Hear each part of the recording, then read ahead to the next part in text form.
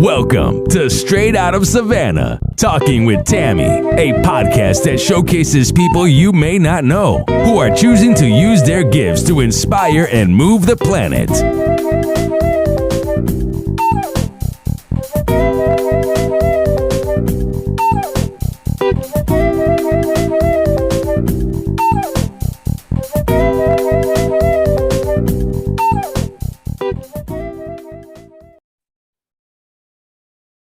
Thank you so much for joining us on Straight Out of Savannah. I am so excited. My guest, Suzanne Culberg, is here with me all the way from Australia. I'm so excited to speak to her.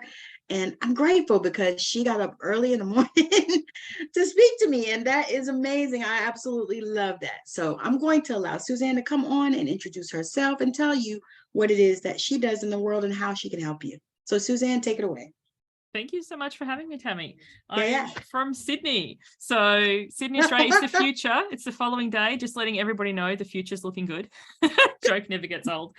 I am the Nope coach and I help folks say no. I was going to say without feeling like a bitch, or if, salty language isn't your thing, without feeling mean. And so many of us, we say yes to everybody else. Yeah. And, we're mum's taxi or we're the cook, the cleaner, the grocery person. And then we're like, I'm taking a day off. And then we wonder why we're still so tired. And we don't take a day off. We simply change roles from working to cleaning and cooking and paying bills. And I think true rest, we were talking before we hit record about how I almost always have a daily nap, like reclaiming that time for you, that self first isn't selfish. And what actually is true self-care is something that I'm really passionate about helping people to rediscover, because we know it as children. And somewhere along the lines, we lose that and become all about, working for the man and getting things done, and productivity is power. And it's like, yes, that's exhausting. Yes, it really is. It really is. Okay. So let's talk about your journey and how you got there. Because as we talked before, I know that you're multi-hyphenate like I am. Like different things, like to have different experiences. But let's talk about that journey, because I think that'll help some people, because people feel guilty a lot of times when they're not what's that word you use for your husband, where they're not the jackhammer who goes really deep. So I have done all the things. Like when people are like, I've done all the things, I'm like, yo, I got you. So originally I was going to be a doctor. So I did 5 years of Bachelor of Medicine, Bachelor of Surgery. In Australia, it's a 6-year degree. I left in my 5th year. So there can be a lot of guilt about that. Like, all these fees that I've spent, in university, all this time that I've wasted. And it's kind of like nothing in life is ever wasted. The skills I learned, like, if you need something found on Google, I'm your girl. Like, I'm a researching master. And the thing is, you can waste time. You can look at it as a waste of time, or I can look at it as an investment of 5 years to know that that wasn't what I wanted to do. How many people would have stayed the extra year and then made a career out of something, gone the jackhammer path, and always felt unsatisfied and dissatisfied? So it's like, I'm feeling personally called out here. But, in anything in life, I invested 5 years and however many thousands of dollars to realize, hey, this isn't for me. So then I left that, became a personal trainer, because I've had a tumultuous weight journey, which is a whole other story. I was really, really large. I lost a lot of weight by hiring a personal trainer. I was like, exercise is the answer. Did that for a while, regained all the weight. Exercise was not the answer. And then I was like, yeah, okay, maybe I'll be a teacher. So I did a diploma of education on top of my previous degree. I did that for exactly 6 months. And then I was like, teaching is not for me. Like, teaching people who don't want to learn. It's funny how much of coaching, teaching, mentoring, healing all end up in the same. But people come to me who are hungry for change and are willing to invest in themselves, versus kids who most of the time just don't want to be there. Like, I remember that. So I did 6 months of that and I was like, this isn't for me. Then I went and got a government job. So I had the call center spread, like where your butt becomes as big as the chair because you just sit in the chair all day. Like, no judgment. I gained a lot of weight in that role because I was very miserable. And then I was like, this isn't for me. So if you're listening to this and you're like, you have done so many things in your life and you're ever guilting, blaming, beating yourself up, it's like, I've had an abundance of attempts and found all the things that I don't want to do. So, you know, some people are lucky to hit gold. Like my husband's been an engineer for, 20, 30, 20, I don't know, a lot of years now. And he's just like struck gold. Whereas I've flitted around trying lots of different things. And then I had kids, went back to my government job between my kids. And then when I had two, because I live interstate from my family and I worked an hour away, my husband was fly in, fly out, getting to in and out of childcare and all that sort of stuff, it just became ridiculous. I was like working for by the time I paid for childcare and everything, not a lot. So I know some people do choose to make that investment, and then once the kids are older and whatever, and I was like, yeah, no, this sucks. So I became an executive assistant. So I like customer service people. Do not ask me to handle your tech. It's not my jam. But I did that for a while until I was unexpectedly fired. That's a whole story for another day. And then I became a coach, and that's been 5 years. So this is like the longest thing that I've stuck at. So, you know, as the time of recording this, I'm a coach, also a healer. I've done some energy Reiki. Like I'm a lifelong learner, basically. And I take what I learn and embody that and share it with others. So I've written a book, I run a coaching program. And what I love most about my life is in this role, I don't think I ever would have succeeded in medicine or teaching because it was very restrictive. Whereas now I work for myself. Like next week, my children have an end of year awards ceremony. We're allowed to attend. This is the first thing. Australia's been really strict with attendance things since COVID. And I messaged my group. I was like, kids assembly's on, rescheduling it. And I felt no shame or shade because I've been very upfront in all my stuff that my kids come first. And I have that flexibility to be able to go. And yesterday, my daughter had a swimming carnival and I went to that. And to be able to go to these things is something that I always craved as a child, and something that, you know, I build my business around. And my children are very much involved in my business. I know some people don't have them. They don't involve them because of security or whatever. And I respect that. But my kids are often in my lives, often in my newsletters, very much involved. They have their fans. They sign the books and send them out. And I feel like because the thing is, I think often we divvy our life up into compartmentalize. This is my job. This is my relationship. This is my family. And then we're trying to juggle all of these things. And that's just exhausting. So I have like boundaries and quality and quantity time, and times I invest in different things. But I very much include my family. Reluctantly, my husband, but my kids take front and center stage in all that I do. How many kids do you have? 2. Boy, girl? I've got Xanthi. She's a girl. I have to say that because the names are unusual. She's 9. And Casimir is my boy, and he's 7. Oh, that's nice. Yeah, I love that. That's how my kids were apart, like 19 months. Oh, yeah. Mine are just under 2 years, like 23 months. And oh my gosh, it has it was challenging when they were young. But as they get older, it's much better. And especially if they get along. Yes. Well, they're either best of friends or worst of enemies. They're in that phase. But also, if someone else comes in, how they would defend each other. It's so funny. It's like, against each other, but someone else says something. No, that's my brother. Yep. That's exactly how mine are. Mine are like that too. And now they're all grown, but they live in the same area. So they all live in Texas, and they live in the same area. So they actually do like holidays together and celebrate the birthdays and things like that, like we would do as a family. But we live in the Northwest, so they're like, far away. But they're together, and I laugh because my son was saying he was going to move to Oregon because he wants to go to the Oregon coast. And it's so beautiful there. And my daughter, she was like, well, I don't know what we're going to do. She goes, my boyfriend, which they've been together 5, 6, 7 years. I don't even know how long, way too long, I think. But they've been together all this long time. And I said, well, what y'all gonna do? She said, well, I don't know, but Tony wants to move someplace cooler. And I just laughed. I said, yeah, they're gonna end up in Oregon with the other ones. That's so funny. But they did. They got along so well. And, I wouldn't let them fight when they were growing up. I just refused. When they start fighting, girl, I would make them grab each other and hug and kiss. And at the time we were deep in church, so I would make them lay hands and pray for each other. Yes. So they grew up close, and they're still thick as thieves, Oh, because I they love still, that so much. they hid stuff from me. Like even Oh, now, I'm yes. finding about stuff that, they were like, "Mommy, remember when we told you so and so?" Well, we lied. And they did it so cohesively, both of them together. But yeah, so I believe that. I'm like, if you raise them like that and you allow them to grow up close, and then you also give them the latitude and the room to be who they are, and not try to, make them into little yous or little your husbands, or, Yes, I truly believe. think, and also too recognizing children as their own people, Yes. own individuals. Like just because one has an interest in this, the other might not have a bar of it. Right. And it certainly has its ups and downs. So Mm-hmm.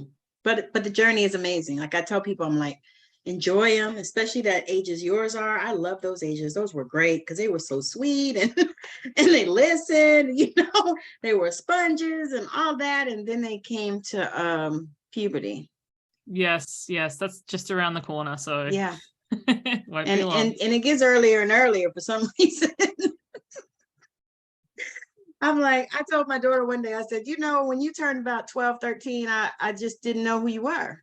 I couldn't figure out, I was like, you're not the child that I raised, Yes. The body snatchers came in and just snatched them up.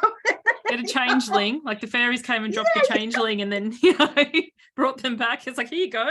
Yeah. I was like, I don't know who you are, but you better come back.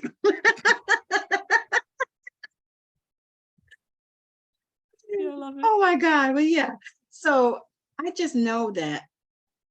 How did you get to actually drilling down on the nope? That's my question. That's been very, very recent. So basically, I alluded briefly to my weight journey of up and down and up and down and up and down. And I was obsessed, absolutely obsessed with before and after stories. I would like read them the way I used to eat chocolate, like consume. And then I was like, why is there never a story? Watching the 600-pound life thing. Why is there never a story like mine? Why is it always before my life is terrible and after my life is amazing? It's like a Disney princess. Like that's all there ever is. And then I reached the point, I was like, maybe you're supposed to write it. Like, maybe you can't find the book that you want to read because you're supposed to write it.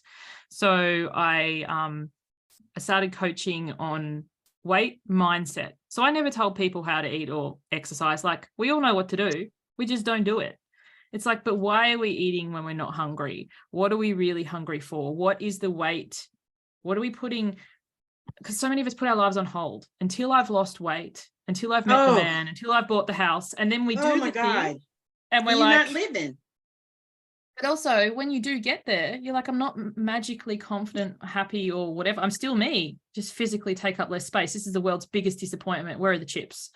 So it's like, this is why I think the red pill. I took the red pill and I'm not happy. I want to go back into the Matrix because at least then things tasted nice. Like I that's the movie. He's like, eating that slop and he's like, I want to eat like a roast. Yeah. Anyway, so I started. I need a steak. Yes. Which I kind of need one of those. Yeah, I was just thinking that too. It's like, I want a steak. It's so early in the morning. But anyway, randomly. Hey, steak and eggs is good. I was saying to my daughter, we're watching Hallmark Christmas movies. We're talking about before we hit record. And one of them, she's like, wakey, wakey, eggs and bakey. So I did that to her this morning. And she's like, are we having bacon and eggs for breakfast? I was like, no, I was just doing the line from the movie. She's like, oh, how disappointing. So yeah, I started coaching. Did that for 4 years. So weight mindset coaching. But what I found was, and for myself and for my clients, when we stop overeating, we often don't address the root cause of it. We push it to something else. So we start overworking or over exercising or over Netflixing or over scrolling, or we are pushing that behavior to somewhere else. So it's not like we stop it or shift it. We just move it. We just move it. Wow. So like for me and for my work, over consuming, I believe for many of us is a result of over giving. So we are unable to say no to others. And so we have the things like we've joined the gym, but we never attend. We've bought the vegetables, but they're wilting in the fridge while we buy cheap and cheerful because it's just so much easier. And or all your of this treadmill is stems, sitting up instead of laying. yeah, or it's become an expensive clothes horse. Like it's winter over there now. I'm sure you're like just hang it out, it'll dry here. Like so it's this inability to say no so that you can say yes to yourself and put yourself first to become a priority. And that is where my work has shifted, because that's what I really help people do. And that's what I'm really passionate about. It's like, no, I can't do this. Either no, full stop, because I'm not interested. Like you and I talking before about people sliding into your DMs and whatever. Like, it's like, no. Or it's like, if someone's like, could you do this? Like this morning, my daughter wanted to do something. I was like, not right now. I have a podcast interview after school. But, so many people, they cancel things, or they say, oh, like, if someone's legitimately sick or injured, 100%, like if my kids are bleeding, podcast has got to go. Right. But if it's just like, well, I need to like my daughter has anxiety and we're managing that. And what I found was happening was immediately after school, she doesn't want to talk about it. And I respect that. But then after she's had a bit of unwind time, like that's the best time for me, just before dinner, like let's unpack this. But what she was doing is she was holding it, and then we'd have dinner, and then she wasn't being able to go to sleep. So then she'd be like, Mummy, can we talk at like late at night? So then once I talk that through with her and get her to bed, then I'm up, because you've got to unwind after that. I can't then go straight to sleep. So setting the boundary, like with my own child, which was challenging because I love and care for her deeply. Right. But also, this is not working for me. If we're staying up till 10 at night, unpacking what you have going on, and then I need an hour or two to unwind, I'm not going to bed till midnight. And then this is shifting everything. So like setting a boundary and saying, this is when I'm available. And if like obviously after school, she doesn't want to do it then. I get that. But like before dinner or after dinner here, and if you leave it to later, then it's got to wait till tomorrow, because we tend to just put ourselves last and be at the mercy of everybody else. And obviously if there's a true emergency or something, that's a totally different story. Exactly. But, we need to safeguard our own boundaries, and when we're in best service, rather than, and the same when you're new in business, when you're a new coach, you just tend to say yes. Oh, you want to coach here? Sure. And you say yes to everything.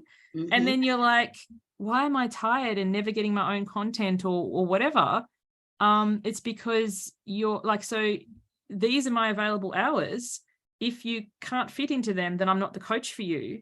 The scarcity would be like, oh, no one's ever going to hire me, freak out. But the abundance is like, there's always more people, because when we put ourselves out, then we never actually, we never get to be the true coach or healer, because we're not walking the talk. Right. And super drained. Yes. Because that's the next part. It's like, like one time I did a lot of free, what do they call them, consultation calls or whatever. Oh yes, like discovery calls or yes, whatever. Yeah. And those are, they're good if they can result in something later, even if it's not that person, but if it opens up abundance for you. But if it's just you're giving away the coaching call, the calls, it's like shit. You start feeling drained. You're like, okay, so I need somebody to pay me now. Yes, I know. It's also working, finding what works for you, because some people, that is such a great strategy. It works really well. They enjoy it. It fills their cup. They feel lit up and enlivened, and then afterwards they can go and create all this content. So if that is in your pleasure, go for it. But I'm very similar. I'm like, it just drains me, and I feel like the seagulls have come and taken all the chips. And then I'm an empty bucket. And then you want to eat. And then I want to eat. So yeah, I'd get off a call. If I ever get off a call with someone and then I'm going to slam a block of chocolate or something, it's not their fault. It's how I manage me is always my responsibility. But it's a sign of, have I given too much here? Or was there some sort of expectation? So finding the ways that you provide value that are in service to you, and not because someone's told you this is how you build a business. Yep. And that, oh my God, that when my business besties and I were talking about that, we met, we were doing a Reiki class together. And it was wild too, because it was all online. So, I've never met her in person, but we connected. And so we were just talking about that. We were like, all these people out here, wanting all this stuff. And you're like, but I'm trying to build, I don't got $10,000 to give you. You know what I mean? It's like, no, I can't do it. So we were talking, we were like, she was like, what I did? She goes, I started just really doing research and started really studying. And I said, well, you know what I did? I went to the library. I got some books. I said, because that everything you need to know is either on the internet or in a book or both. Exactly. So I was like, you just need to take some time. So I told her, I said, you know what it is? I said, we just have to take some time. Because you know how you work with somebody and you're like, oh, this is going to help me, move the needle. This is going to help me, blow my business up and expand and blah, blah, blah. And you work with them and then you realize, nope, that's not going to do it. What I have to do is inside out job. I think sometimes like the fool archetype or we get suckered in to make 10Ks in 10 days or, here's the formula, the secret, the blueprint to success. Yes. And it's like, it might be their blueprint to success. Right. But it's not necessarily transferable. And I think it's the same back into diet mentality and weight loss. I think the biggest thing for anybody, for everything you've tried, there is somebody who had success with that. Yeah. Weight loss, business, it's all the same. And then we get down on ourselves going, what's wrong with me? Yeah. And it's like their blueprint is not your blueprint. Like, yeah.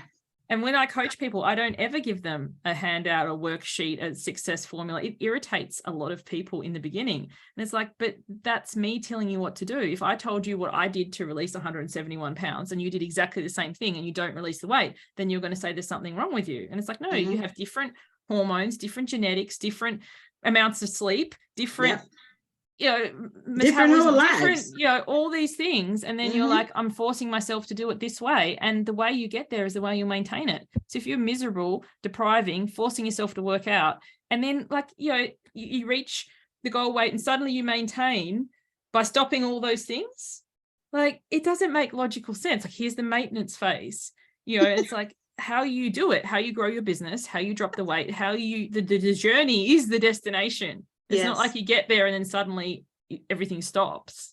Yes. I'm laughing because my sister and I actually were talking about the weight thing because my daughter, she put on so much weight and I was like, oh my God, girl, so I was talking to my sister because my sister has always been plump, but she's actually losing weight now. And she's, she told me the other day, she said, I've dropped down to like 185, which is where I started, but she never was. I mean, not like in years, probably decades. She's been a big girl. And so she said, I've been going to the gym, working out and just, trying to pay attention to what I eat. And I said, pay attention to it. Pay attention to how it makes you feel. Yes. Pay attention to what happens when you eat it. I said, all of those things. I said, but don't deprive yourself. I said, because you know what I do? I said, I eat whatever I want. I said, I just don't eat a lot of it.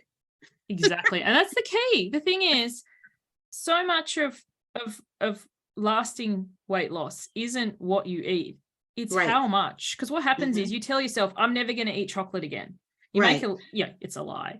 And then as soon as you have one bit, you're like, blown it now, start again Monday, universal day to change your life. And even at the time of year that we're recording this, it's kind of like January 1. So you let yourself off the hook for all of December. Yep. And it's like, that's why my program is called Why Wait? Nothing to do with actual weight, but what are you waiting for? The time is now. Make the smallest step. And as you said, if you feel like the thing, have it rather than eating your way around the entire kitchen and then having it anyway. Exactly. And that's what I was telling her. I said, you can't deprive yourself. I said, I don't eat as much rice and potatoes and shit because I know that goes to my stomach and I understand that. And then I'm okay with it. I don't like that stuff like that. I said, but when I wanted some potato salad, we were having Thanksgiving the other day. I wanted some potato salad. So I went and I bought 4 potatoes and I made us some potato salad.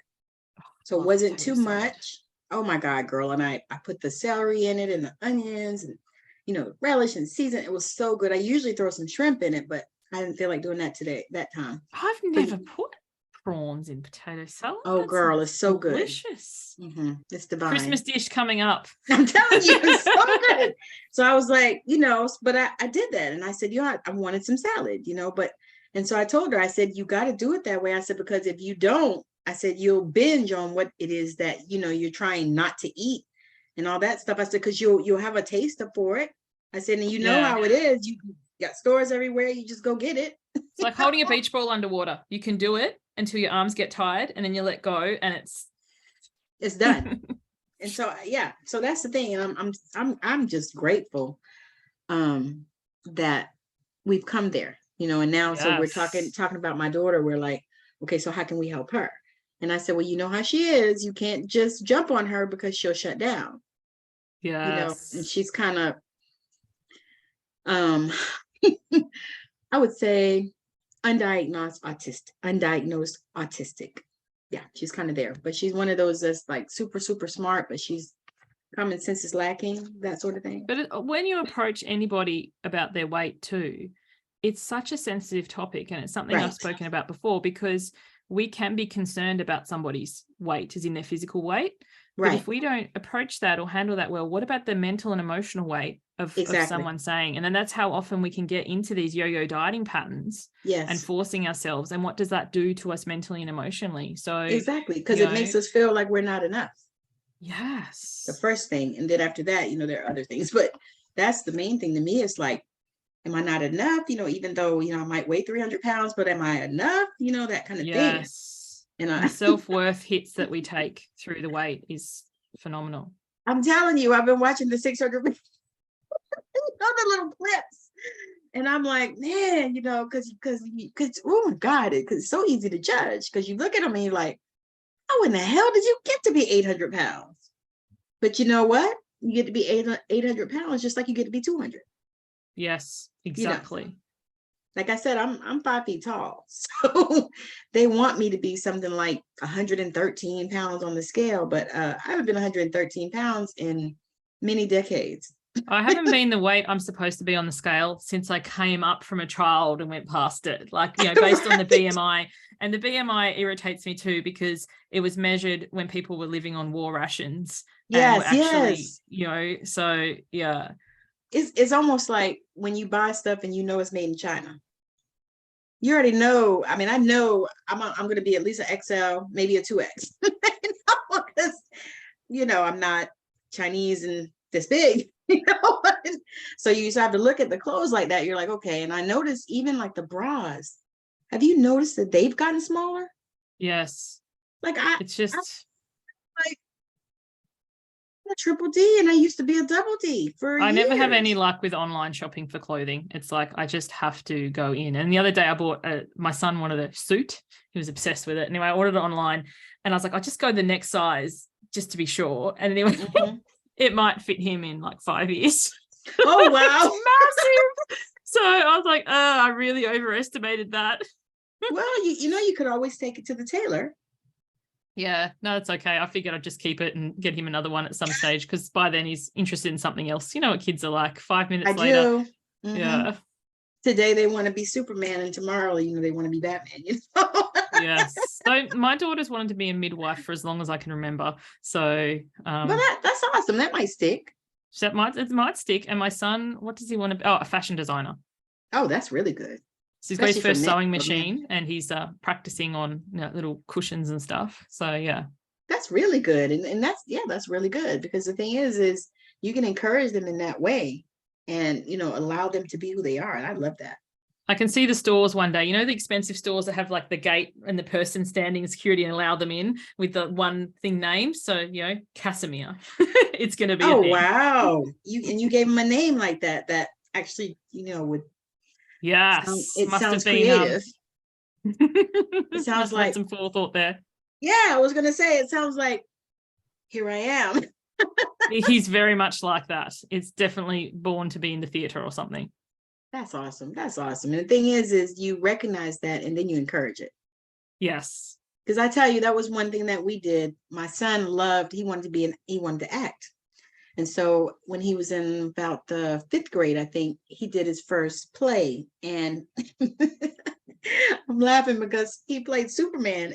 And my son, he was a tiny little thing. So they had to stuff him with pillows and stuff, because he played Santa Claus. Oh, that's hilarious. Whoops. And it was so funny, but he did such a good job. And so after that, he was kind of bit. So after that, we started finding different plays around town and stuff. And And actually, girl, he actually was on a billboard because Oh, wow. Yeah, it was amazing. I That's wish I so had pictures cool. still, but those things go away after a while. But it was It was so neat. I wish we were in this time because I would have had it on, the camera or something. But it was so Yes, cool. Facebook memories is people often ask why I share certain things. I was like, so when the memory comes up, I'm reminded. I love that I have Exactly. that with my kids. Exactly. But yeah, he did good, and he did what was he in that one? It was Midsummer Night's Dream, and he played Puck. Fuck yeah, And awesome. girl, I'm gonna tell you, those people, it was something. I saw something so much when he did that because it got down to between him and this little girl. And both of them did good, and they did good, but the lady that was running the thing, she chose him. And so I had never seen so many people, grown people, act a fool. I mean, them people wouldn't speak to me, and I was like, "Oh my God, something is wrong with you. What are you teaching your kids? It's a Exactly. play. It's okay." And she still got she still got a role. She just needed that one, Yes. I think that's but the thing we often overlook. What are we modeling to our children? So Casimir is very much extra, and I love it and I encourage it. And the other yes. day he's out wearing his cape that looks like a mermaid shell. So it's like very bright and whatever. And some teenage boy said something to him, I can't remember. And he just looked them up and down like this. And he's like, well, I think I look fabulous. And I was like, I love it. I am here for this. So I love it. yeah. I love it. I love it. I love it because you want them to be that, and I tell people all the time because they're like, oh, your kids, my kids are woo-woo. That's because their mama's a woo-woo. I said their mama came out the closet and they did too. Yeah. With no My woo. kids are extra because their mother's extra. It's all Yes. good. And it's okay. It's good. And you encourage that for them because, like I look at the way society can view. And then Yeah, I that we look at all carbon copies, do the same, and we start school at 9 and we finish at 3 and we do our homework and we're all seen and then not we go to heard and whatever. university or college or whatever, and we all do the same thing, and then we do the same thing for 50 fucking years, and pray that we can retire. Yes. Especially here. I don't know how it is there, but here you pray because I just talked to my little friend yesterday. She's a little young lady, 70 years old, I love it. working in the metaphysical shop. Oh, that's amazing. Yeah, because she can't. She said I want to retire. She said, but the Social Security is not enough. No, it isn't. It doesn't even cover rent usually. That's what she said. Let She alone was food and power. It's like I can't afford the actual location, let alone eat and That's what she electricity. said. She was like, I got like $10 left for my rent. I was like, oh my God, my heart. I'm like, Jesus, but she was such a sweetheart. And just young in spirit, it's funny. And I laugh because I love to talk to older people anyway, because they have so much wisdom, Yes. and I don't know, for some reason, I think probably because I was raised a lot by my grandmother, and so I had like this huge respect for old people. And then it just happens now that I work with them. So much But wisdom. they do. It's like they have so much and they don't have a problem sharing it. Yes. They'll give it to you without charging you $10K.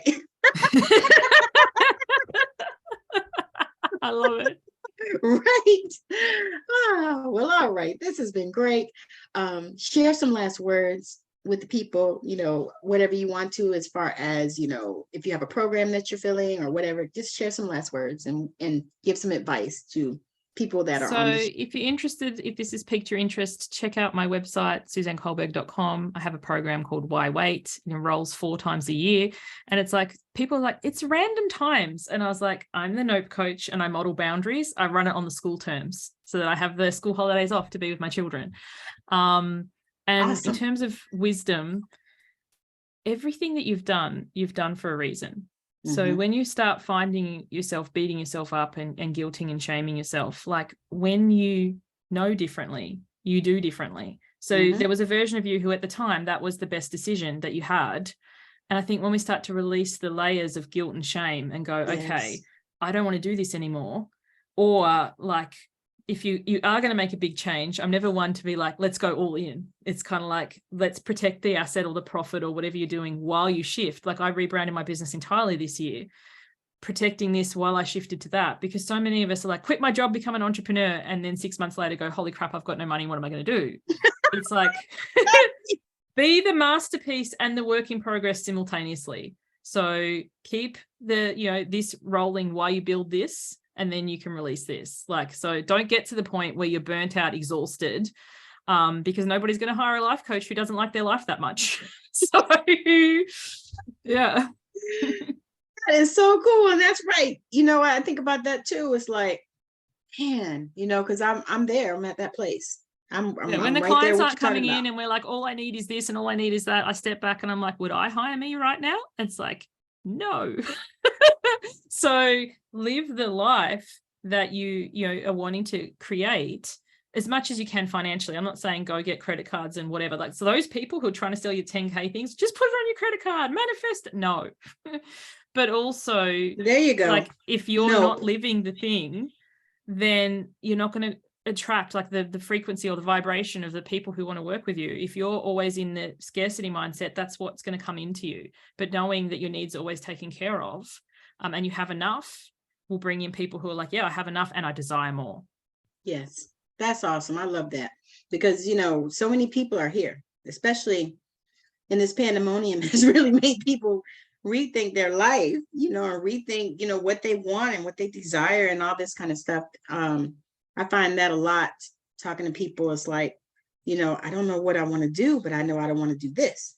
Exactly. Because often we don't know. So it's kind of like starting with what you know you don't want to do gives you taking steps towards what you do. So instead of going, I need to make a decision, like it's like when you're at, you've left year 12 or whatever you guys call it, high school, and you're going to go to uni and do this degree that decides your whole life. I think, forcing young people to do that is the root of a lot of these issues. Then we have our, early or midlife crises. It's like, I know I don't want to do that, but I'll keep this going while I build this, rather than doing some giant leap. And you know what? That's true. And that's real, because it's crazy when you think about it, but so many people are coaching that. So many people are teaching that. It's like, leap in the net will appear. And it's like, yeah, no, leap and you might end up crashing at the bottom of a cliff. or this part, you're just not manifesting. You're just not manifesting. You're just not enough belief. Yeah, you don't believe. You need to get on the vibration. As soon as I hear that, I'm like, yeah, no, I've got bills to pay. Like, yes, I'm very woo, but I'm also practical. Me too, because I'm like, I still have bills to pay, and I've been at times in my life where I was damn near homeless. And I'm like, I never, ever, ever want to have that experience ever again. I don't give a shit. I'm not doing it. Yes. So, it's like, when I hear people say that, I'd be like, girl, you in a danger zone. Yes. Yeah. I said, because you be homeless. I said, somebody be done come get your car. Nobody got time when things for that. Are starting to get repossessed, it's too late. So it's kind of like, stick with what works and grow what doesn't, and bridge that gap rather than these big leaps. Exactly. I agree. All right. This has been so good. I have enjoyed it so much, Suzanne. It's been amazing. I love the connection. Definitely, we're going to stay connected, because 100%. we want to do some things in the future. I want to do a summit. I just got to figure that out, because it's just so much work. Yes. Behind the scenes stuff looks so good on the surface until you sit down and try and work out how to do it. And then you're like, yeah, no. You're like, especially when they say, oh, it's so simple, and all you got to do is just this, and you just post one time, and and you'll get $10,000. Yeah, no. Yeah, keeping it real with even, Tammi and Suze. I was gonna say, even the real estate people they're like, oh, well, you don't need anybody down, and I'm like, that's bullshit. You need someone. Exactly. Yeah, cut through the bullshit. I love it. Thank you so much. You're so welcome, and thank you for joining me, especially so early in the morning. I appreciate you. So have a wonderful rest of your day. And for you guys that are watching, thank you. If you're watching or if you're listening on whatever platforms, I'm going to include all of her links and stuff in the bio. I mean, in the description and all that stuff in the what do they call it? The show notes. Show notes, that's the one. I'll include all of those things. I am super excited. This show will premiere on Saturday in the state. So like 7 p.m. Pacific.